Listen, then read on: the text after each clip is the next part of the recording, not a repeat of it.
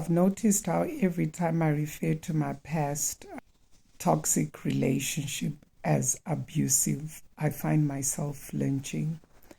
And I just wanted to do a video to process that. I'm observing how the reason why I flinch every time I find myself referring to this relationship as abusive is because the kind of abuse that I experienced in the relationship was not the traditional, so to speak, kind of abuse, if there's any such thing. The kind of abuse that I experienced in the relationship was, for instance, my ex could go for days, weeks even. There was a time where the longest it went was 3 months without speaking to me, living in the same house, passing me in the passage, and he would not speak to me. And times that I would attempt to have conversation, I would be met with a lot of aggression and a lot of anger. And sometimes I would straight up be told to just shut up and leave me the fuck alone, so to speak. And I always questioned, why would you choose that when you could have peace, when there could be harmony in the house? And for a long time, I just thought that this was his way of processing uncomfortable conversations. This was his way of processing conflict in the relationship. I actually didn't recognize it as abuse. One of the most painful forms of abuse that I suffered in the relationship was when he would withhold affection every time I did something he didn't agree with or something he didn't like. I've shared before how being with this person was like being with two different people. He could be the most loving, the most amazing person ever, amazing dad, incredible lover, friend, partner. And this is the part that he showed mostly to the world. That's why no one believed me when I started to share the reality of the things that I experienced in the relationship. It was always like I was with two people, one amazing, incredible person, and then one really evil and insensitive, difficult, paranoid, stubborn person, all in the same breath. It was always like I was in a relationship with two people.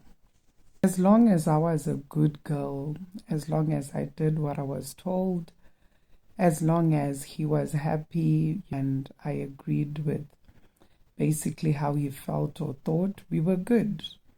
I would be loved. I would be pampered. I would be spoiled. I would want for nothing, basically, until such a time as I dared to disagree with what he thought or how he felt, or I did something, God forbid, that he didn't like. Now, granted, he never raised his hand at me, though one time he tried to stab me and one time he tried to smash the car that we were in together into an oncoming truck. But yeah, that's as far as he went. He literally never put his hands on me. But the way that he would treat me like I was a child, and we don't even treat children like that. You mean now that we know better? Our parents may have treated us that way, but as we've grown and evolved as human beings, I don't believe we treat our kids like that anymore, where we put them in the naughty corner when they do things that trigger us, and should they dare to challenge us or just not do as we tell them to. We don't even do that with our animals.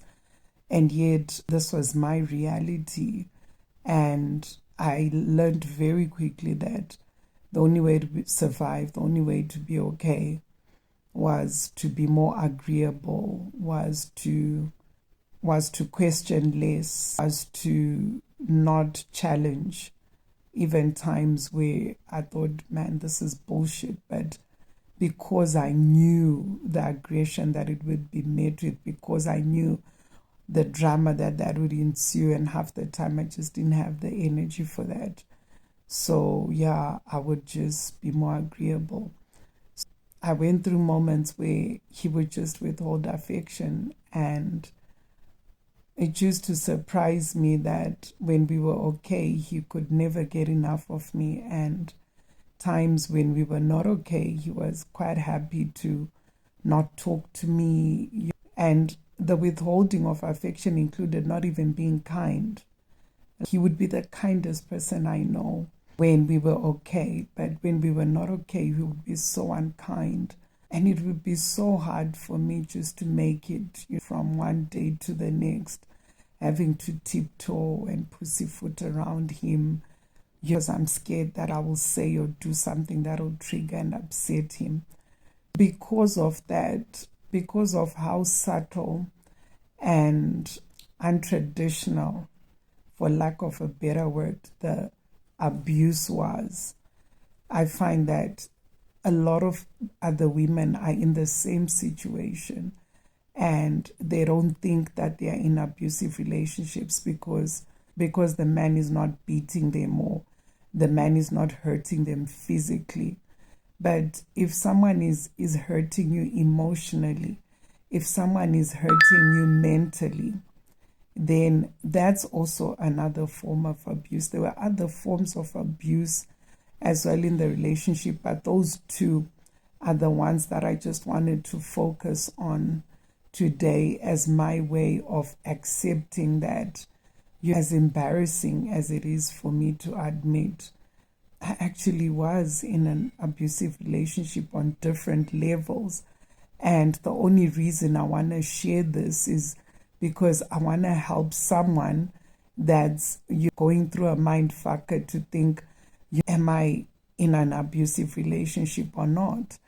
If someone is withholding kindness and affection and love as a way of punishing you, as a way of putting you in place, as a way of calling you to order, then that is abuse. Silent treatment is abuse.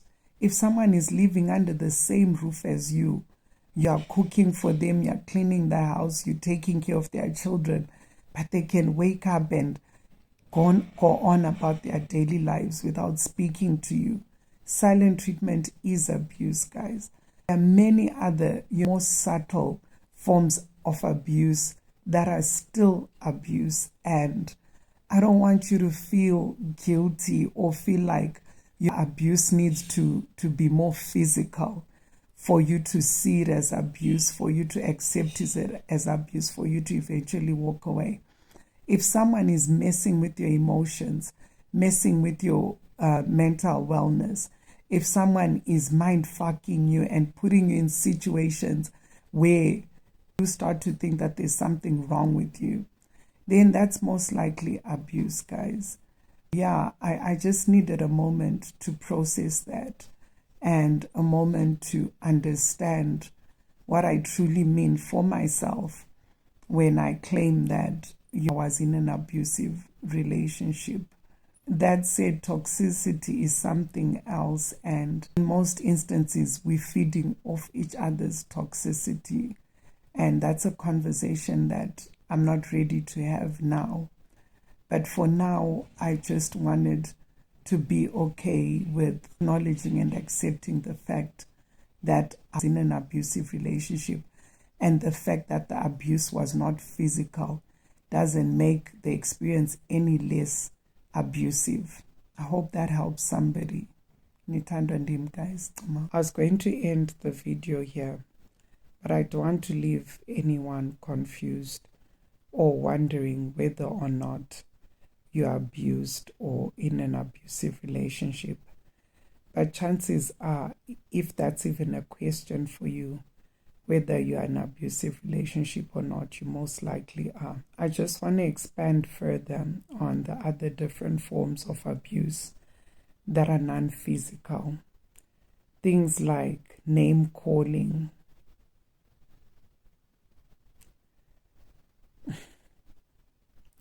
that's a painful one for me.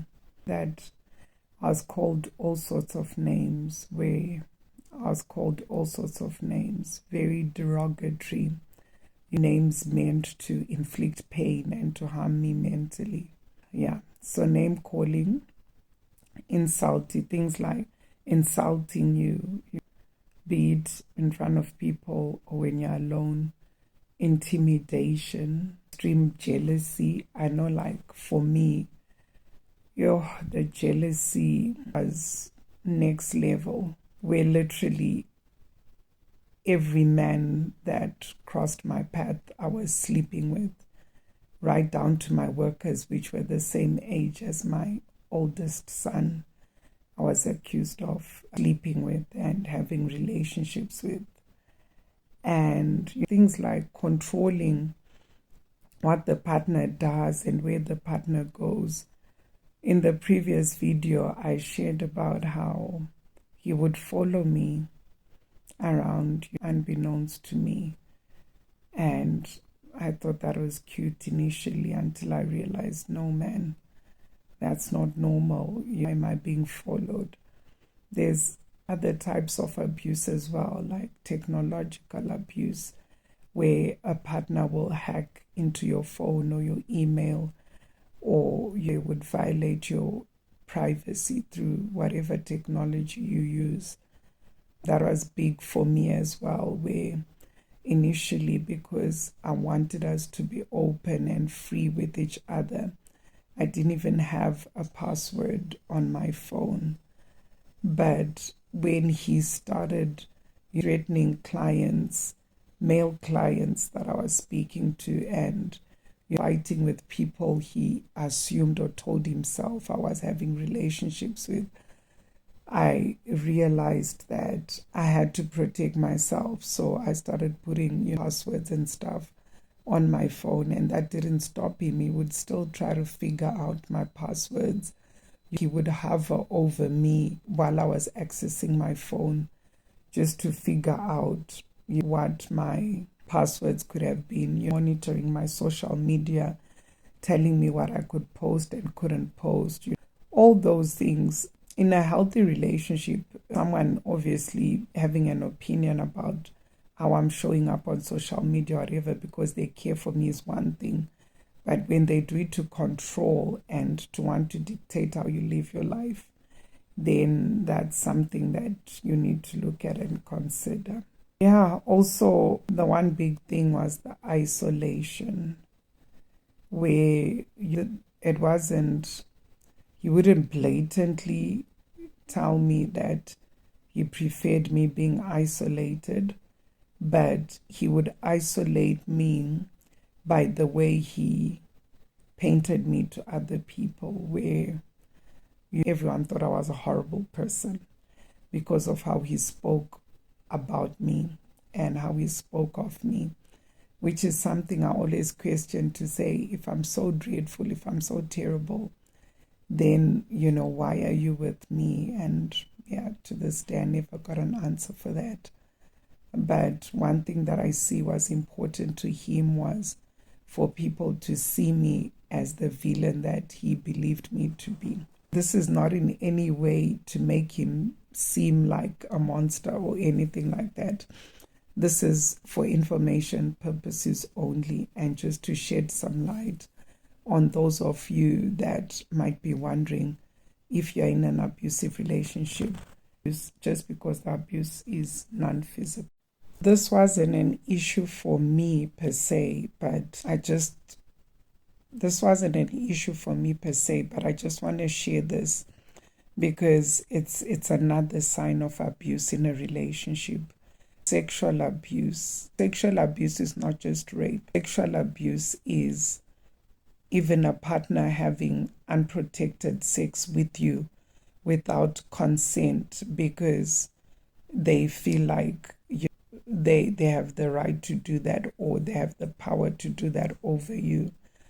And obviously a partner having sex without your consent because they want to have sex is another form of abuse. And for instance, also pursuing sexual activity with you when you are sick, or when you don't feel like it, or when you don't want to and they insist or they force themselves on you, that as well is another form of abuse. And even someone hurting you during sexual intercourse where they might not hit you or you physically harm you, but when they have sex with you, it's very aggressive and it feels like they're trying to punish you or something, then that is also a form of abuse. Like I said, abuse comes in different forms, and it's going to be up to you to decide at which point to acknowledge what you're going through as abuse. You can also check on the internet. There's a lot of platforms that shed more clarity and light around your different forms of abuse. Don't be like me. It took me like 7 years to start questioning most of the things that I questioned and trying to find clarity and understanding around whether I was in an abusive relationship or not. Now, this doesn't make it any easier for me to have conversations around the fact that I was in an abusive relationship, but it does shed more light for me, and I hope it sheds light for you too. And one step closer to my healing. Nithandwa ndim.